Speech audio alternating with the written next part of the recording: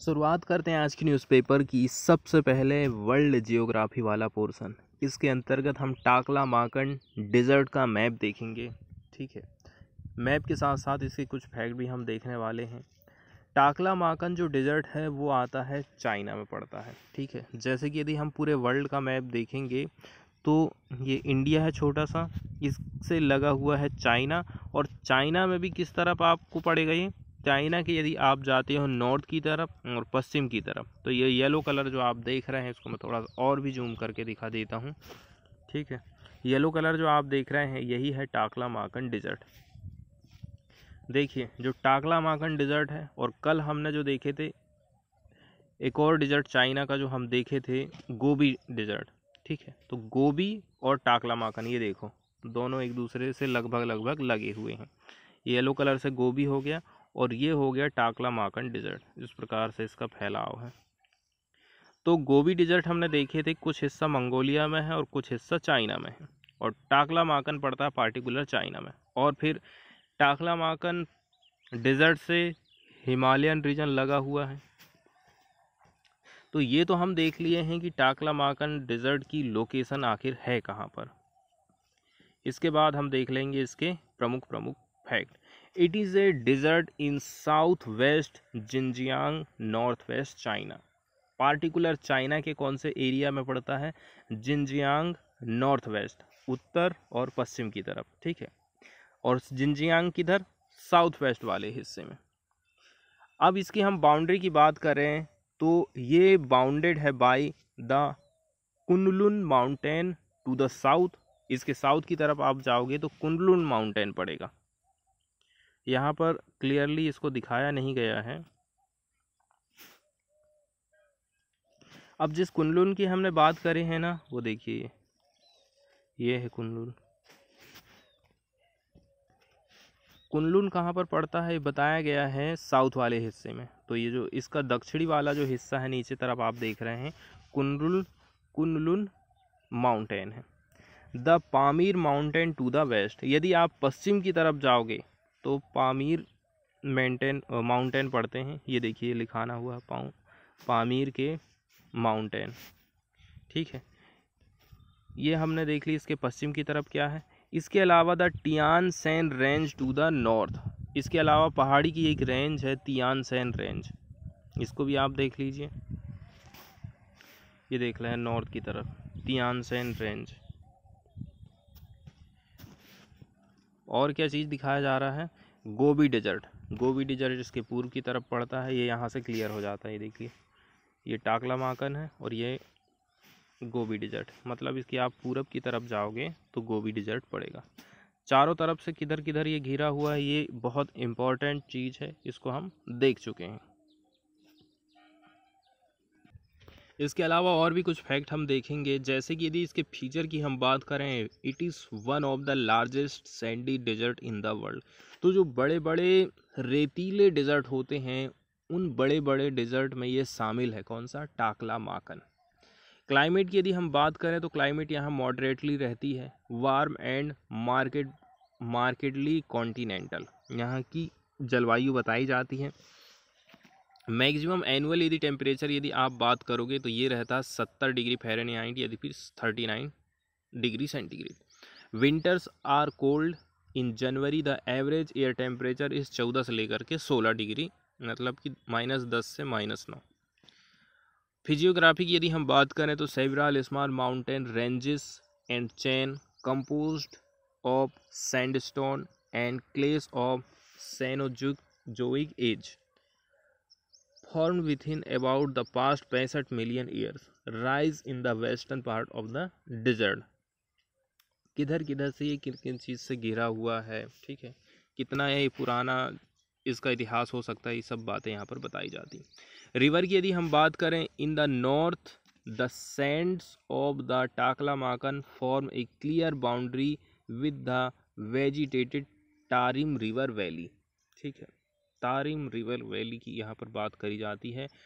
तो जो first map है ना, यहाँ पर ये नदियाँ भी दिखाई गई हैं।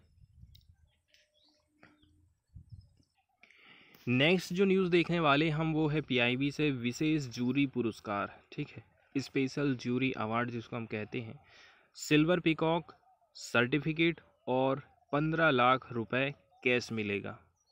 एक फिल्म, मतलब फिल्म के किसी भी एक पहलू के लिए जिसे जूरी पुरस्कार या फिर स्वीकृति देना चाहती है, एक व्यक्ति उसके एक फिल्म में कलात्मक योगदान के लिए को दिया जाता है। पुरस्कार यदि किसी फिल्म को देते हैं तो फिल्म के निर्देशक को ये पुरस्कार मिलने वाला है।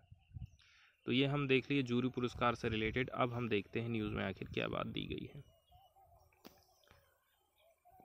इसमें बताया जाता है कि गंगा संरक्षण के लिए किए गए इम्पोर्टेंट वर्क के लिए NMCG को विशेष जूरी पुरस्कार प्रोवाइड किया गया है।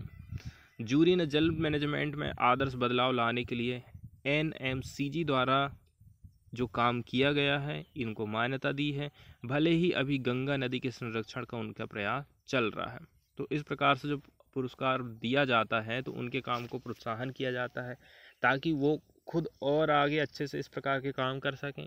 इसके अलावा दूसरे लोग भी आगे आएं और ये काम कर सकें।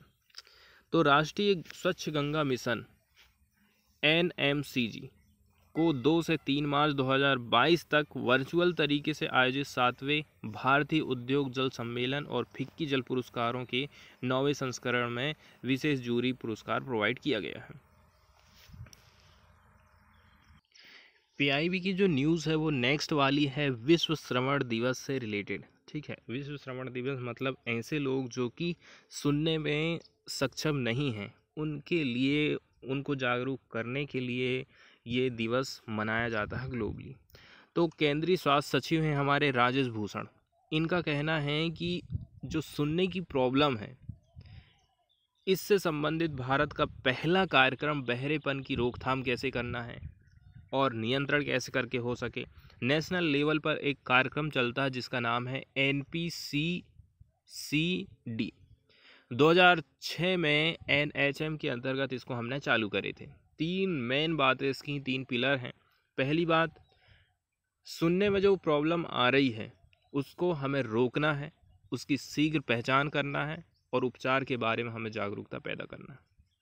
इसके अलावा आशा वर्कर, NM, GDM और ENT सर्जन आदि संबंधित पेशेवर को हमें ट्रेनिंग देना है। इसके अलावा हमें उसकी जांच करना है, उसका उपचार करना है और पुनर्वास से संबंधित सेवा वितरण को हमको मजबूत करना है।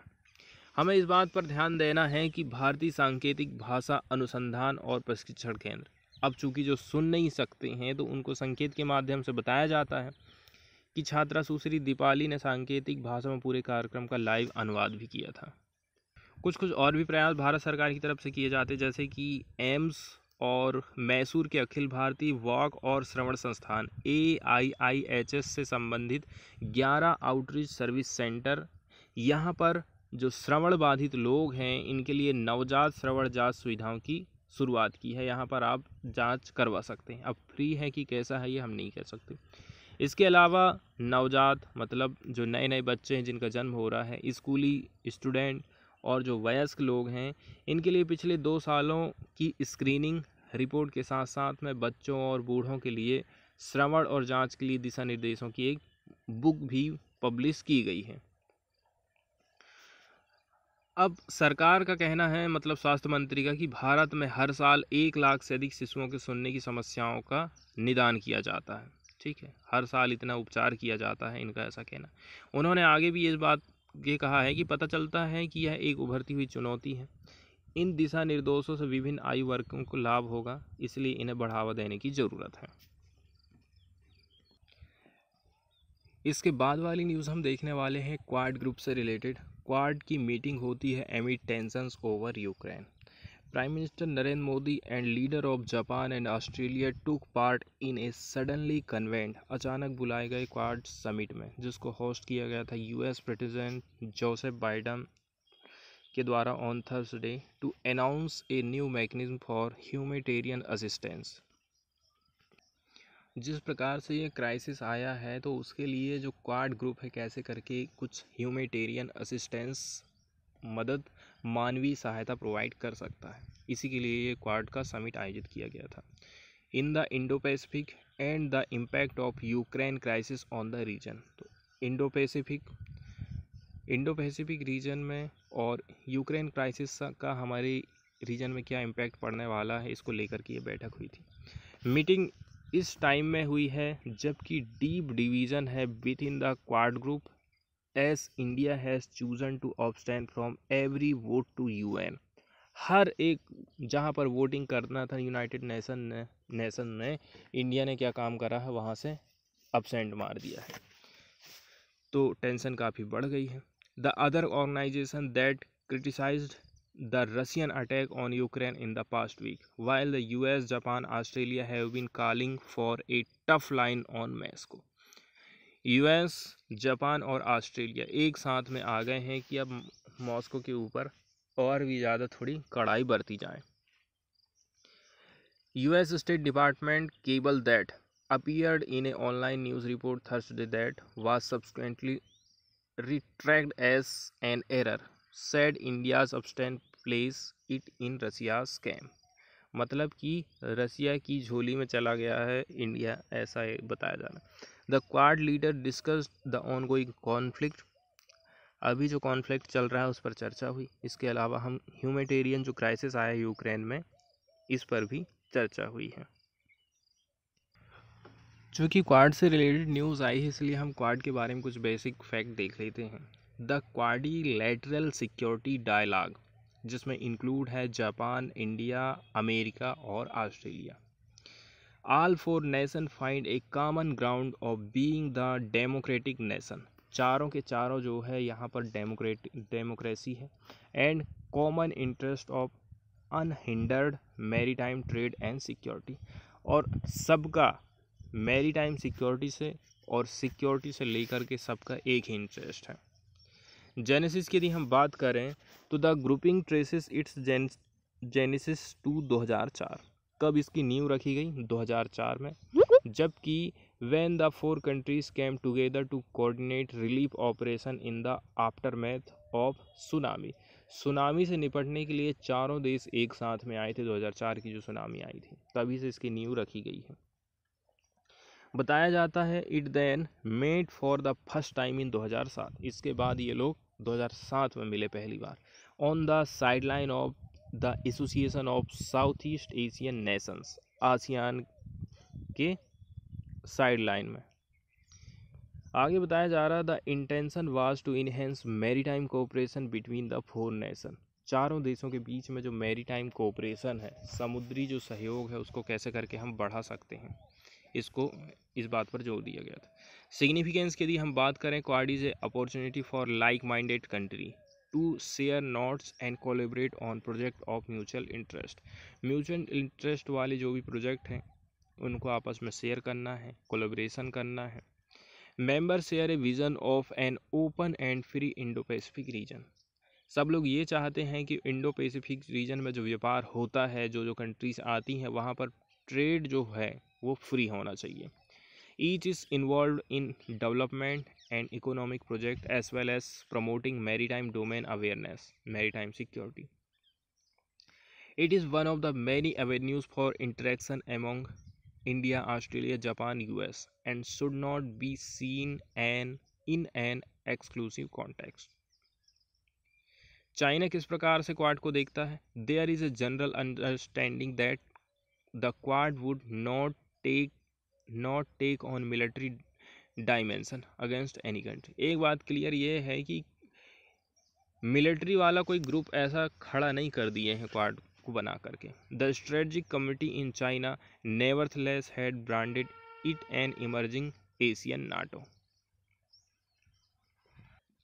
अगली न्यूज़ हम देखेंगे NHRC से related, National Human Rights Commission के बारे में। ठीक है, राष्ट्रीय मानव अधिकार आयोग। यह एक स्टैट्यूटरी बॉडी है और यह संवैधानिक कोई बॉडी नहीं है, मतलब कि शुरू से ही संविधान में इसका उल्लेख नहीं था। हमने कुछ नियम कानून बनाए हैं और उसके बाद NHRC को हमने संविधान में शामिल किए। इसकी स्थापना हुई थी 1993 में under A legislation enacted by the parliament, namely the protection of human rights act 1993।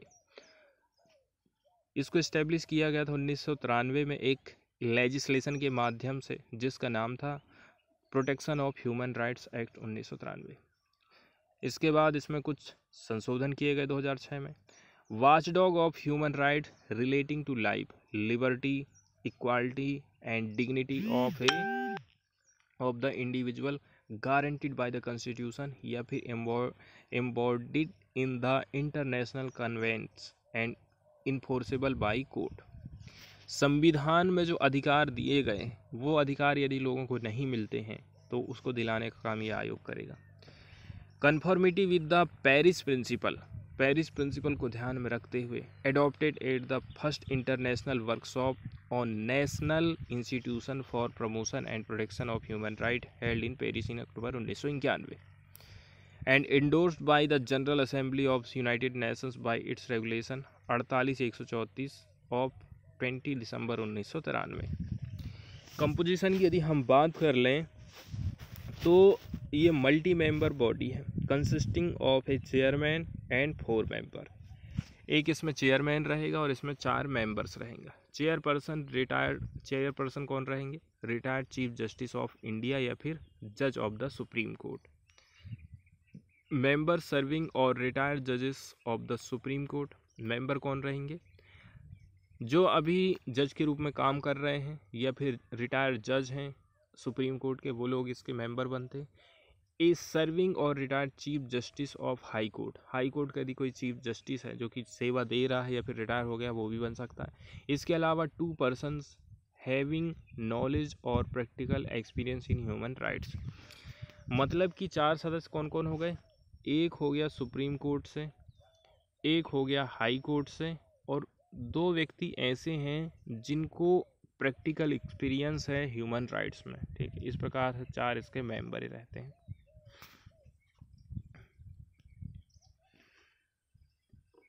4 ex officio member भी रहते हैं इसमें। ठीक है, the chairman of the National Commission for minority, the National Commission for एससीज, ठीक है, इसके अलावा National Commission for STs, National Commission for BCs and National Commission for women, ये लोग भी शामिल होते हैं।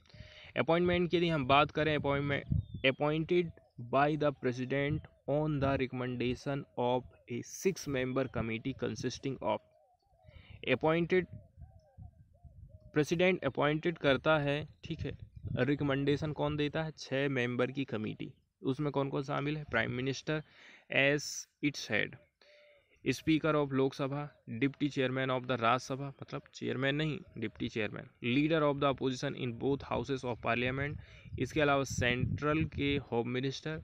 ठीक है, बताया जा रहा है एक सिटिंग जज सुप्रीम कोर्ट का या फिर सिटिंग जज chief justice of high court का can be appointed only after consultation with the chief justice of India.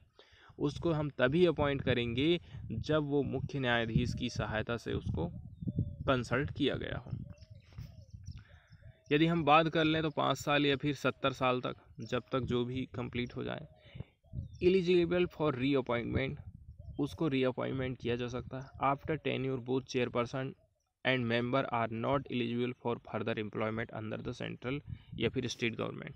एक बार यदि आपने यहाँ पर काम कर लिए हो तो अब दूसरी कहीं जगह कहीं जॉब मत करना है, ऐसा कुछ रहता है। रिमूवल की यदि हम बात कर लें तो प्रेसिडेंट रिमूव कर सकता है चेयरपर्सन को या फिर किसी भी मेंबर को। ठीक है, एडजस्ड इन insolvent, engaged in paid employment outside his duty, unfit to continue, unsound mind, convicted and sentenced to imprisonment, misbehavior है। Salary allowance and other condition of service of the chairperson या फिर member are determined by the central government, cannot be varied to his disadvantage। Headquarter की यदि हम बात करें तो इसका हेडक्वार्टर है दिल्ली में। Can also establish eight other places, लेकिन इसको अदर जगह पर भी इस्टेब्लिश किया जा सकता है। पावर टू रेगुलेट इट्स आउन प्रोसीजर, इसके पास पावर रहती है कि वो खुद की प्रोसीजर को रेगुलेट कर सकता है। Power of civil court and its proceeding have a judicial character. ठीक है, सिविल कोर्ट के बराबर में इसको पावर रहती है और इसकी जो कार्यवाही रहती है हैव ए जुडिशियल कैरेक्टर, ठीक उसी प्रकार से जिस प्रकार का कैरेक्टर रहता है किसी कोर्ट का। empowered to utilize the services of any officer investigation agency of central government or any state। ठीक है, इसके अलावा not empower to inquire into any matter after the expiry of 1 year from the date. कोई case है 1 साल से ज़्यादा हो गया है तो उसकी इंक्वायरी ये नहीं कर सकता है। On which act constituting violation of human right is alleged, look into a matter within 1 year for of its occurrence. मतलब कोई घटना घटित हुई है तो 1 साल के भीतर ही आपको यहाँ पर आयोग को रिपोर्ट देना पड़ेगा। इसकी भूमिका की यदि हम बात करें तो इसकी जो रोल है मेनली रिकमेंडेड वाला है, inform about action taken within 1 month. ठीक है, ये खाली रिकमेंड करने का काम करता है। ठीक है, inform about action taken within 1 month. No power to punish the violator of human rights nor to award any relief including monetary relief. ना तो ये अपराधी को सजा दे रहा है, ना ही ये पीड़ित व्यक्ति को किसी प्रकार का कंपनसेशन दे रहा है। Not binding on the concern government या फिर अथॉरिटी, किसी भी गवर्नमेंट को ये बाइंडिंग नहीं है। Limited role powers and jurisdiction with respect to arm forces. Arm forces की यदि हम की तरफ यदि जाएंगे तो लिमिटेड रोल है, लिमिटेड पावर है and jurisdiction with respect to arm force. Submits its annual और स्पेशल रिपोर्ट टू यूनियन या फिर स्टेट गवर्नमेंट। इस प्रेसिडेंट को ये लोग अपनी रिपोर्ट नहीं देते हैं। किसको देते हैं? राज्य सरकार और केंद्र सरकार को देते हैं।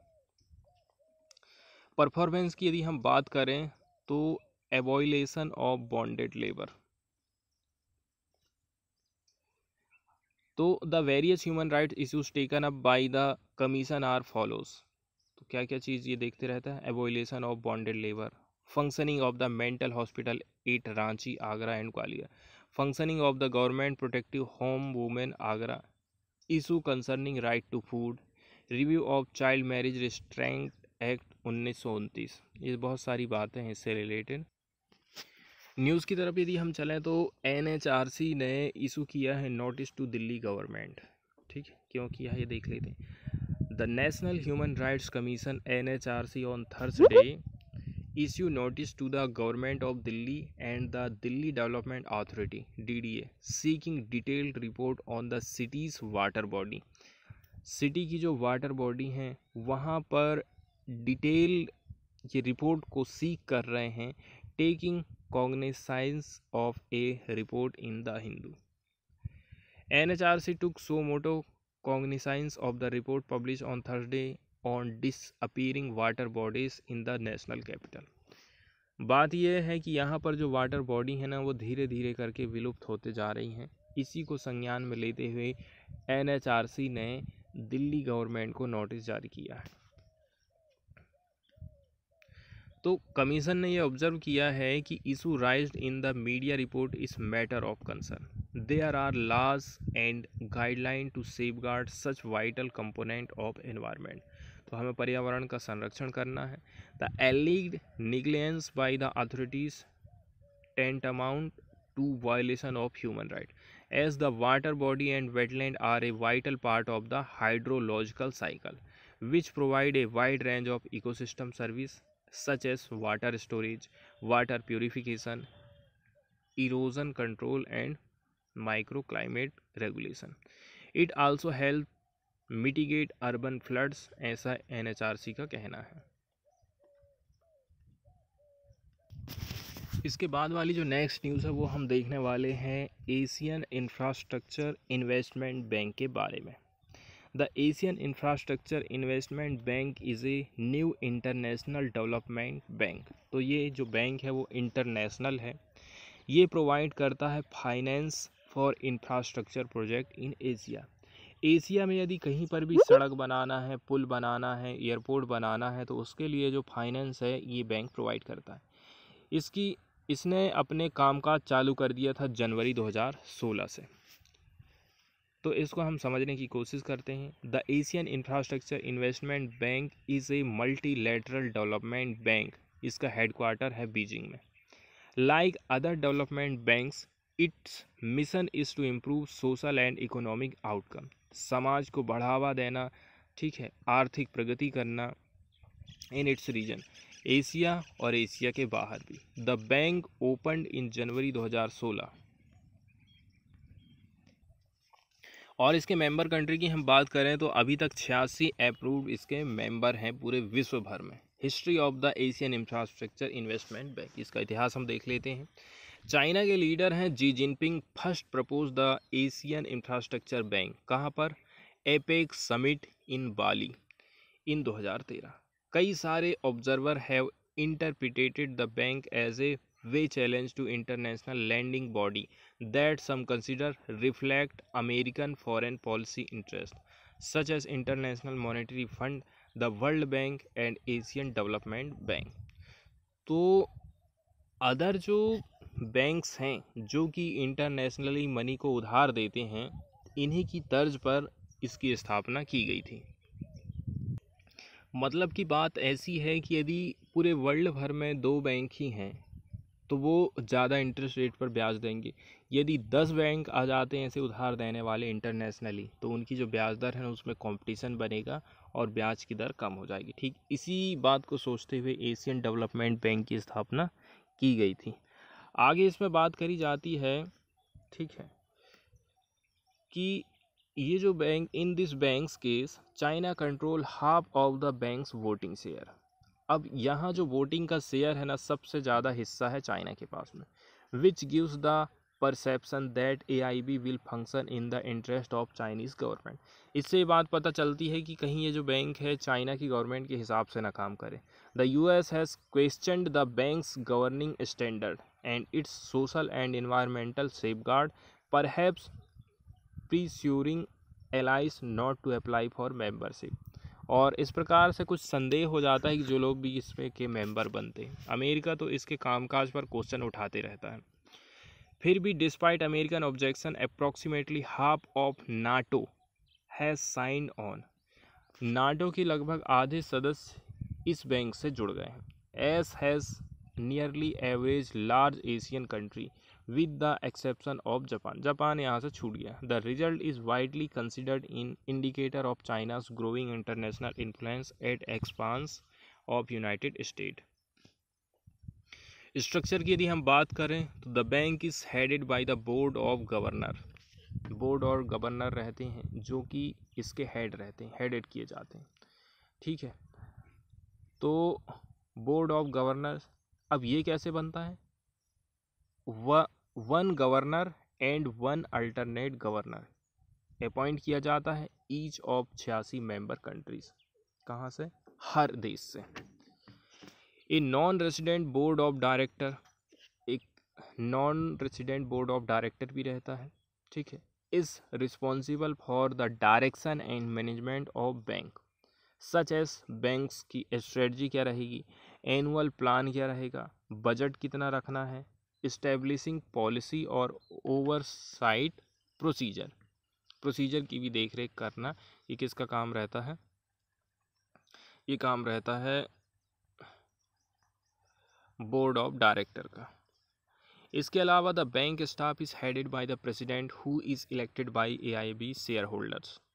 अब जो बैंक का स्टाफ रहता है ना, जिसका हेड कौन है? प्रेसिडेंट। ये चुना जाता है AIB के शेयर होल्डर से फॉर ए 5 ईयर टर्म, 5 साल के लिए।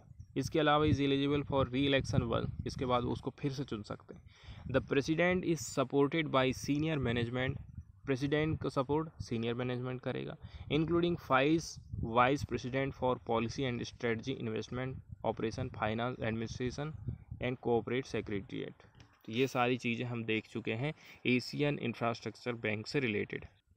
अब हम आते हैं न्यूज़ की तरफ और न्यूज़ में देख लेते हैं कौन सी बात यहाँ लिखी है। बताया जा रहा है कि बीजिंग बेस्ड AIB ने पुट होल्ड कर दिया है रसिया और बेलारूस के प्रोजेक्ट को, मतलब कि ऑन होल्डिंग में डाल दिया है। अभी इनके कामकाज की कंटिन्यूटी पर थोड़े क्वेश्चन लग रहे हैं। Adherence to international law lies at core of the institution. दिक्कत यही है कि इंटरनेशनल जो नियम कानून है ना, वो उसको ध्यान में रख कर के ये सब बातें सामने आ रही। तो एशियन इंफ्रास्ट्रक्चर इन्वेस्टमेंट बैंक ने थर्सडे के दिन ये कहा, it was putting on hold and receiving all project in Russia and Belarus. तो जितने भी रसिया प्रोजेक्ट को रिसीव कर रहा है और बेलारूस रिसीव कर रहा है, उन सब को हम होल्डिंग में डाल रहे हैं। The move comes एमिड sweeping sanction, क्योंकि रसिया के ऊपर स्वीप फैसिलिटी का सैंक्शन लग चुका है। स्वीप फैसिलिटी के बारे में मैं एक्सप्लेन वाले पेज में आपको समझाया था। यदि आपको और भी अच्छे से समझना है, एक बार उसको रिपीट करना है, रिवाइज करना है, तो आप जो है 1-2 दिन पहले का न्यूज़पेपर देख सकते हैं। उसके जो फ्रंट वाला पेज है ना, जब सर्च मारोगे आप, सर्च नहीं मारोगे, प्लेलिस्ट को देखोगे तो वहाँ पर आपको स्वीप फैसिलिटी के बारे में दिख जाएगा। उसी दिन का आप ओपन करके देख लेना। इसके बाद में यहाँ पर बताई जाती है चाइना की शेयर होल्डिंग वोट के बारे में, कितना % वोट का वो शेयर अपने पास रखता है। China is the AIB's largest share holder with 26.5% voting share. India second largest है 7.5%। इसके बाद है Russia 5.97% voting share. Belarus is also a member of the bank which is headed by China's Jin Liqun. ठीक है, इसका head कौन है? China के जिन लिक्वन है। Farmer reserve bank of India के गवर्नर हैं उर्जित पटेल, ये यहाँ के वाइस प्रेसिडेंट हैं बैंक के। इसके अलावा बताया जाता था AIBB said in a statement is a multilateral organization created by an international treaty and adherence to international law lies at every core of our institution। लेकिन दिक्कत यही है ना कि ये भी इंटरनेशनल जो नियम कानून बने उसके हिसाब से ही काम करता है। अब रसिया के ऊपर जब सैंक्शन लगा दिए हैं तो कैसे करके ये हेल्प कर पाएगा उन प्रोजेक्ट में फाइनेंस करने के लिए, यही दिक्कत खड़ी हो जाती है। तो ये जो हमारा बैंक है वो एक्टिवली मॉनिटरिंग कर रहा है सिचुएशन को और ऐसे अनुमान लगा रहा है इसका इम्पैक्ट क्या पड़ेगा AIB के ऑपरेशन में और हमारे मेंबर की इकोनॉमी पे। ठीक है, इसके अलावा हम we will management do our utmost to safeguard the financial integrity of AIB against the backdrop of involving economic and financial situation. इसके बाद वाली जो न्यूज़ हम देखने वाले हैं वो श्रीलंका से है। श्रीलंका में किस प्रकार से फ्यूल की किल्लत जा रही है, बिजली में जो कटौती चल रही है, वो अभी श्रीलंका की वर्तमान कंडीशन क्या है उस बात को बताता है। सरकार की आलोचना के बाद ऊर्जा उद्योग मंत्री को बर्खास्त कर दिया गया है। ठीक है, इसके प्रकार की प्रतिक्रिया सामने आ रही। पूरे श्रीलंका में ईंधन की कमी है और बिजली में कटौती हो रही है। से द्वीप राष्ट्र है, इसके लगातार आर्थिक संकट के बिगड़ने का खतरा बना हुआ है, जबकि नागरिकों के विरोध को और भी ज़्यादा आग मिल रही है। ईंधन स्टेशनों के बाहर वाहन उपयोगकर्ताओं की लंबी कतारें इस सप्ताह राजधानी कोलंबो और देश के कई हिस्सों में हम देख सकते हैं, क्योंकि श्रीलंका ईंधन का आयात करने के लिए अब उसके पास डॉलर बचा नहीं है कि हम बाहर से इंपोर्ट कर सकें। पहले से ही एक गंभीर डॉलर की कमी चल रही है। ठीक है, इसके चलते चलते तेल की जो कीमतें हैं ना उसमें बढ़ोतरी हो गई है। आगे यहाँ पर बताया जाता है कि the problem facing the country is not a power generation. तो देश की मेन समस्या ये नहीं है कि हम पावर जनरेशन नहीं कर पा रहे हैं या फिर फ्यूल का शॉर्टेज है, लेकिन the non availability of dollar, हमारे पास डॉलर ही नहीं है तो हम कैसे करके अपना काम चलाएंगे। एनर्जी मिनिस्टर उदया पिल्ला ने ये रिसेंटली बात कही थी पार्लियामेंट में। श्रीलंका के जो फॉरेन रिजर्व है ना, टोटल जो है जस्ट ओवर $2 बिलियन। ठीक है, since the beginning of this year, शुरू में $2 बिलियन था, इतना रुपया उनके पास। The government must repay foreign डेब्ट $7 बिलियन दिस ईयर, और $7 बिलियन का तो उनके ऊपर कर्जा है। $1 बिलियन रीपेमेंट करना है, ड्यू है कहाँ पर? जुलाई में। In its response to the pandemic, the government imposed import restriction to save dollar। अब दिक्कत आ गई तो हमने क्या काम कर दिए? चीज़ों का आयात करना हमने बंद कर दिया, resulting in frequent shortage of essential, जैसे कि मिल्क पाउडर, पल्सेस और स्पाइसेस। अब जब हम चीज़ों को आयात नहीं कर रहे हैं, हमारे पास कम ही चीज़ें बची हैं, तो जाहिर सी बात है चीज़ें कम है तो उनके प्राइस बढ़ेंगे। ठीक है, क्योंकि डिमांड बढ़ रही है और चीज़ें कम हैं। President Gotabaya Rajapaksa on Thursday sacked minister of energy Udaya Gammanpila who was in charge of fuel import and minister of industries Wimal वीरस्वाना। और भी यहाँ पर जो है श्रीलंका के खर्चे के बारे में बताया जाता है कि रफली श्रीलंका स्पेंड करता है $500 मिलियन एक मंथ में to source diesel and petrol. काहे के लिए? डीजल और पेट्रोल के लिए इतना रुपया खर्च करता है। फरवरी की बात कर लो, श्रीलंका ने साइन किया था an arrangement of $500 million loan from India to help the island nation with the fuel import. On 15 February Sri Lanka receive 4000 metric ton fuel consignment from the Indian Oil Corporation. इतना इस कंपनी से फ्यूल लेने के लिए बातचीत हुई। Sri Lanka on Tuesday announce 7.5 hour daily power cut across the country. ठीक है, कितना? 7.5 hour daily power cut across the country, ये कंडीशन आ गई श्रीलंका की। इसके बाद वाली जो न्यूज़ है वो हम देखने वाले हैं एफपीआई से रिलेटेड। ठीक है, जो हमारा इकोनॉमिक वाला पोर्शन है यहाँ से कुछ कवर हो जाएगा। देखिए, किसी विदेशी व्यक्ति या फिर कंपनी के द्वारा यदि इंडियन कंपनी में पैसा फंसाया जाता है तो उसको हम कहेंगे विदेशी निवेश। ठीक है, जैसे कि गूगल यदि इंडिया में इन्वेस्ट करती है कहीं पर इंडिया में तो वो कहा जाएगा विदेशी निवेश। विदेशी निवेशक उस कंपनी के शेयर खरीद सकते हैं या फिर बॉन्ड खरीद सकता है या फिर खुद भी हमारे यहाँ पर कोई इंडस्ट्री स्थापित कर सकता है। मतलब दो तरीके का इन्वेस्टमेंट यहाँ पर बात करी जा रही है। एक तो शेयर खरीद ले, बॉन्ड खरीद ले या फिर नया कारखाना वो इस्टेब्लिश कर सकता है, लेकिन ये पूंजी निवेश रिपार्टिएबल बेसिस पर होता है। ठीक है, इसका मतलब ये है कि विदेशी निवेशक ने यहाँ जो भी पूंजी निवेश किया है उसे वो निकाल कर स्वदेश वापस ले जा सकता है। इसी को हम कहते हैं रिपार्टिएबल बेसिस। अब जो निवेश है वो दो प्रकार से हो सकता है। ठीक है, विदेशी निवेशक दो प्रकार से इन्वेस्ट कर सकते हैं। पहला होता है एफडीआई और दूसरा होता है एफपीआई। अब यदि किसी फॉरेन की परियोजना या फिर कंपनी में किए जाने वाला निवेश एफडीआई होता है। ठीक है, किसी भी दूसरे देश की परियोजना में या फिर कंपनी में आप निवेश कर रहे हो तो वो एफडीआई कहलाएगा। ये सीधा सीधा निवेश रहता है और लंबे समय के लिए किया जाता है। विदेशी कंपनी इसके जरिए मेजबान देश की कंपनी में अहम हिस्सेदारी खरीद लेती है और अपनी अटेंडेंस को दर्ज करती है, टेक्नोलॉजी को ट्रांसफ़र करती है और ज़्यादा रोजगार प्रोवाइड करती है। 10% से कम हिस्सेदारी खरीदने को हम कहते हैं एफपीआई। जब कोई इन्वेस्टर शेयर मार्केट में सूचीबद्ध इंडियन किसी कंपनी के शेयर 10% से कम हिस्सेदारी खरीद ले तो उसको एफपीआई हम कहेंगे।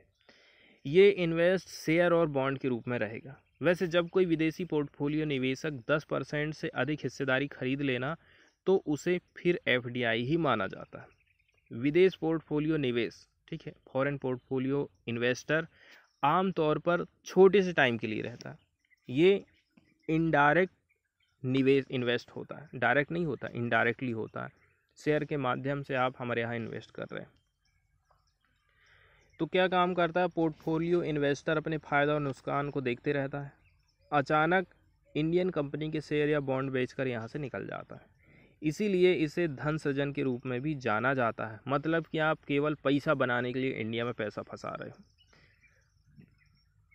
और इसी के अंतर्गत परोक्ष निवेश की श्रेणी में एफआईआई आता है, फॉरेन इंस्टीट्यूशनल इन्वेस्टर, है ना, ये लोग भी इसी के अंतर्गत आते हैं। एफआईआई का मतलब ये है कि भारत से बाहर स्थापित उन कंपनी या फिर संस्था से है जो इंडिया में शेयर मार्केट में पैसा लगाएंगे। ऐसे इन्वेस्टर एफआईआई के रूप में सीबी के पास रजिस्ट्रेशन इनको करवाना अनिवार्य है।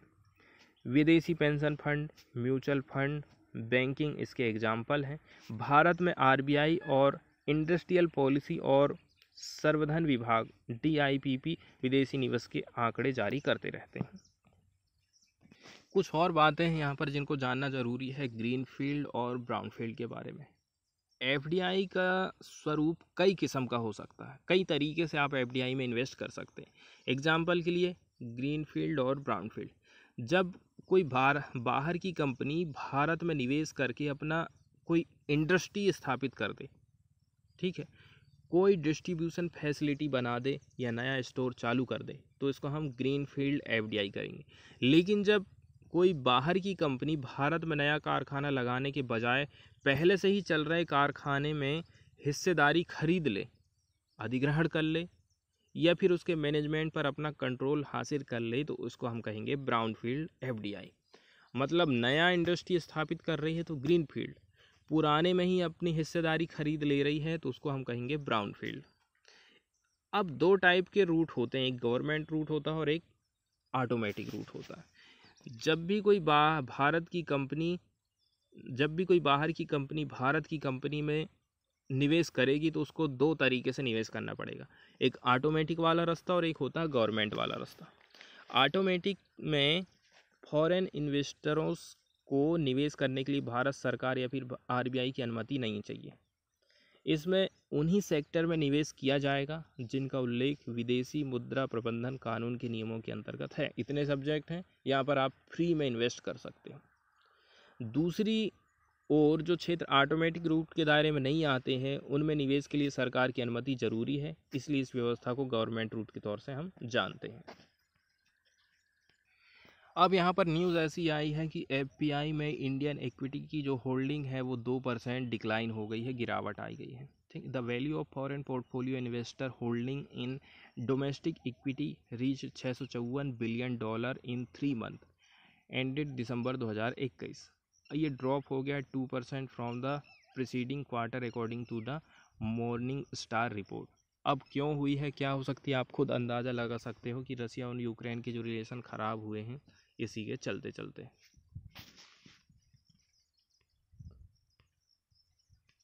नेक्स्ट न्यूज़ जो आई है वो यूट्यूब से लेकर के आई है। YouTube American online video sharing की कंपनी है और सोशल मीडिया प्लेटफार्म है जिसका मालिक है गूगल। इसको लॉन्च किया गया था 14 फरवरी 2005 को स्टीवन चैन और चाड हर्ले और जावेद करीम के द्वारा। It is the second most visited website right after the Google. Google के बाद सबसे ज़्यादा सर्च किया जाता है यूट्यूब को। इसका हेडक्वार्टर कहाँ पर है, San Bruno California United State में। फाउंडर के नाम हम देख चुके हैं। अब हम चलते हैं न्यूज़ की तरफ। यहाँ पर बताया जाता है कि यूट्यूब के जो क्रिएटर हैं, जिन जिन लोगों ने चैनल बनाए हैं, उन लोगों का जो कारोबार है कितना रहा है, कितना इन्होंने इकोनॉमी में कंट्रीब्यूशन दिया है। इनका कंट्रीब्यूशन रहा है 6,800 करोड़ टू इकोनॉमी इन 2020। ये 2020 का आंकड़ा है, 21 में और भी ज़्यादा होगा और 22 में और भी ज़्यादा आने वाला है। और यहाँ जो इतना कंट्रीब्यूशन हुआ है ये 6.83 लाख जॉब जनरेट करने के बराबर है। The creator ecosystem at YouTube contributed an estimated 6,800 crore to the Indian GDP and generated more than 6.83 lakh full time equivalent job in India. तो 6.5 लाख जॉब के बराबर में यहाँ पर कंट्रीब्यूशन हुआ है according to report by Oxford Economics, release किया गया था थर्सडे के दिन। 2021 में सर्वे किया गया था more than 6,000 Indian users and businesses. अब कुछ डाटा देख लीजिए आप, देखिए with the member of channel in India having more than 1 lakh subscriber, 1 lakh subscriber हो चुके हैं। इसके अलावा now 40,000 making a growth in excess of 45% year on year. 40,000 के हिसाब से इनकी बढ़ोतरी हो रही है, मतलब 45% की वृद्धि साल दर साल हम देख रहे हैं। Today the number of channel earning at least 1 lakh in revenue has increase 60%। ऐसे चैनल जो कि 1 लाख कमा रहे हैं, 60% की वृद्धि हो रही है ईयर ऑन ईयर, ऐसा यहाँ पर बताया जाता है। देखिए एक्सप्लेनर वाले पेज से तो ज़्यादा आज कुछ खास चीज़ें आई नहीं हैं, तो हम जो है कुछ डाटा दिए गए हैं, फैक्ट दिए गए हैं, इनको देख लेते हैं। करप्शन कंप्लेंट कितनी आई हैं उसके बारे में ये कुछ फैक्ट प्रस्तुत किए गए हैं।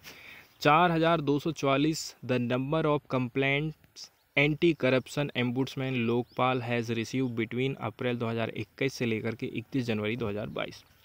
4,244 एक साल में इतनी कंप्लेंट रजिस्टर्ड हुई हैं लोकपाल में। 80% का जंप देखने को मिला है 2020-21 से तुलना यदि हम करेंगे।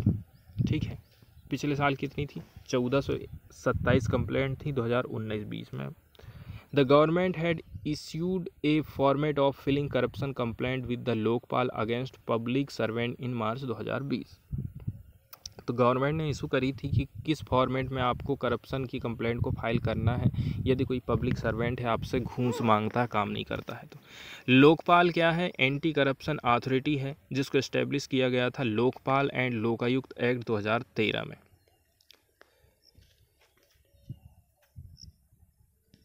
सेकेंड वाला जो डाटा है वो अटैक ऑन स्टूडेंट को लेकर के है। 100 the number of Indian student beaten up and sent back to Ukraine by police border guard as claimed by the Belarus envoy on Wednesday. Belarus की तरफ से ये बात कही गई है कि 100 स्टूडेंट ऐसे हैं जिनको जो पुलिस बॉर्डर के गार्ड थे उन्होंने पीटा और यूक्रेन वापस भेज दिया, जाओ भागो करके।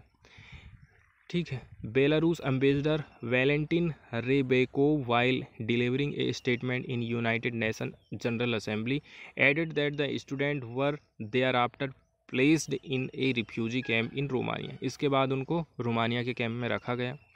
इन his speech Ukraine's ambassador to the UN Sergei Kyslytsya said that one Indian national was killed and one Chinese citizen was wounded in the Russian military operation। ऐसे ऐसे डाटा यहाँ पर प्रस्तुत करे जाते हैं। इसके बाद नेक्स्ट जो डाटा है वो क्या चीज़ का है, इसको हम देख लेते हैं। सिटीजन फ्ली यूक्रेन, कितने लोग यूक्रेन को छोड़ करके भागे हैं, ये डाटा यहाँ पर बताया जाता है।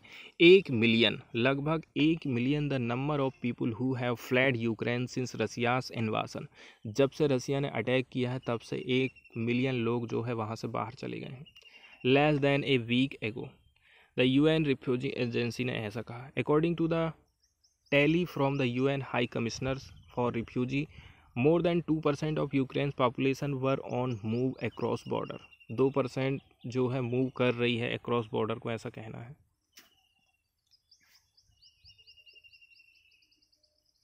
बताया जा रहा the biggest refugee crisis this century की सबसे बड़ी रिफ्यूजी क्राइसिस है ये। According to the latest figure 5,50,000 of the refugee had gone to Poland and more than 1,16,000 gone to Hungary.